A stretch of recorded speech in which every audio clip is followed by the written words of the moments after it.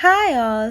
Today I am going to discuss a poem titled To a Dead Crow written by Kashi Prasad Ghosh, which is prescribed in the S2 PG syllabus under the paper Literatures of India.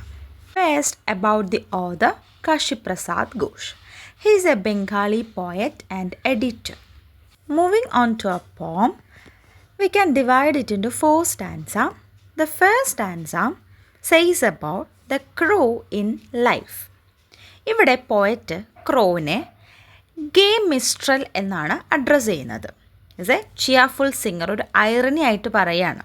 അപ്പോൾ ക്രോയുടെ sound, ക്രോ എന്നും മോർണിംഗിൽ വന്നിട്ട് ക്രാ ക്രാ sound ഇങ്ങനെ ഉണ്ടാക്കും അല്ലേ. ആ sound ഇവിടെ പോയറ്റിന് വളരെയധികം ഡിസ്റ്റർബിംഗ് ആണ്. ഉറങ്ങിക്കൊണ്ടിരിക്കുമ്പോൾ ആ സൗണ്ട് കേൾക്കുമ്പോൾ വളരെ ഡിസ്റ്റർബ് ആകുന്നു. അങ്ങനെ പോയറ്റ് ആ ഒരു സൗണ്ടിൽ നിന്നും എസ്കേപ്പ് ആകാനായിട്ട് നല്ല പീസ്ഫുൾ ആയിട്ടുള്ള ഗാർഡനിലേക്ക് പോകുന്നു. ആ ഒരു ഗാർഡൻ എന്ന് പറഞ്ഞാൽ ഫുൾ ഓഫ് ബ്യൂട്ടിഫുൾ ഫ്ലവേഴ്സ് ഉണ്ട്. ലില്ലി, ജാസ്മിൻ, റോസ് ഒക്കെ കൊണ്ടിങ്ങനെ കവേർഡാണ്. And the crow lived in trees away from the garden. ഹ്യൂമൻസിനെ പോലെ തന്നെ ക്രോയ്ക്കും അതിൻ്റേതായ ലൈഫ് റുട്ടീൻസ് ഉണ്ട് അല്ലേ. Crow work during the day and rested at night. അപ്പോൾ ഒരു ഫസ്റ്റ് ആൻസറുടെ ഓവറോൾ മീനിങ് എന്ന് പറഞ്ഞാൽ the crow is shown as an active living creature though annoying. The second stanza the crow in death. Second സ്റ്റാൻഡേർഡിൽ നോക്കുമ്പോൾ പെട്ടെന്ന് ഒരു ദിവസം ക്രോ അങ്ങ് ഡിസപ്പിയർ ആവുന്നു. എന്താ സംഭവിക്കുന്നത്? Crow is dead, lying cold on the ground. It feels no joy or pain any more. ഇവിടെ ക്രോ എന്ന് പറഞ്ഞാൽ നമ്മുടെ വേസ്റ്റ്, നമ്മൾ പുറത്തേക്ക് തള്ളുന്ന വേസ്റ്റ്, അതൊക്കെ ഇങ്ങനെ ക്ലീൻ ചെയ്യുന്ന, സറൗണ്ടിങ് ക്ലീൻ ചെയ്യുന്ന ഒരു ക്രിയേച്ചറാണ് എപ്പോഴും ക്രോ എന്ന് പറഞ്ഞാൽ അല്ലേ. എന്ത് കാര്യവും ആയിക്കോട്ടെ. പക്ഷേ ഇന്ന് അത് ചെയ്യാനായിട്ട് ആ ക്രോ അവിടെ ഇല്ല. It can't eat the leftovers it once enjoyed. ഇന്ന് ആ പുറത്തേക്ക് തള്ളിയ ആഹാരം ഒന്നും കഴിക്കാൻ ആ ക്രോ അവിടെ ഇല്ല. Even with food nearby it remains unresponsive. Food അടുത്തുണ്ടെങ്കിലും ഇന്ന് അതൊന്നും ആ ക്രോ ഒന്നും എക്സ്പ്രസ് ചെയ്യുന്നില്ല. വൈ? ക്രോ മരിച്ചു കഴിഞ്ഞു അല്ലേ. Its heart are stopped and eyes are closed. Its beak once useful is now useless. ഇപ്പോൾ അതിന് it can no longer hunt or survive. So the second stanza says the crow is shown the helplessness and the stillness of death. Third stanza, it's a reflection on death.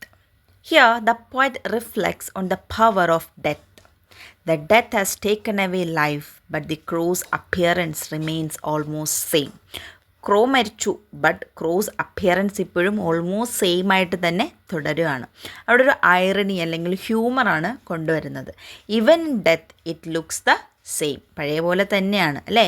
The crow remains just an ordinary bird. So the death is natural and equal for all without changing identity much. And the last stanza is poet's personal reflection. ഇവിടെ poet സ്വയം വിചാരിക്കുകയാണ് അദ്ദേഹത്തിൻ്റെ തന്നെ മരണം. The poet begins to think about his own death and he imagines his soul going to eternity. One day he too will die like crow. Crow എങ്ങനെയാണോ crow മരിച്ചതുപോലെ ഒരു ദിവസം ഞാനും മരിക്കും അല്ലേ. ഇന്ന് ഞാൻ, നാളെ നീ. All human return to the mother earth. So after death he can't write poetry or gain fame. മരിച്ചതിന് ശേഷം പോയട്രി എഴുതാനോ ഒരു ഫേമസ് ആകാനോ ഒന്നും തന്നെ പറ്റത്തില്ല. And he ends with a serious thought that this may be his last expression. So അദ്ദേഹം last പറഞ്ഞ് conclude ചെയ്യുന്നത് ഇങ്ങനെയാണ്. അദ്ദേഹം ഇപ്പോൾ ഈ ഒരു മൊമെൻറ്റിൽ മരിച്ചു പോയി കഴിഞ്ഞാൽ ഇതായിരിക്കും ഇദ്ദേഹത്തിൻ്റെ ലാസ്റ്റ് പോം. പിന്നെ സീരിയസ് ടോണിലൂടെ അദ്ദേഹം പറഞ്ഞ് എൻഡ് ചെയ്യാണ് ചെയ്യുന്നത്.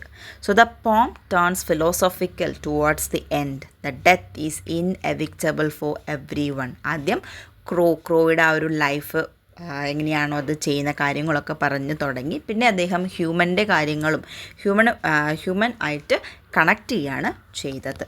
Here the crow is shown as a metaphor and the poem is a little bit melancholic. And throughout the poem we can see the transient nature of life. This is all about the poem. Thanks for hearing.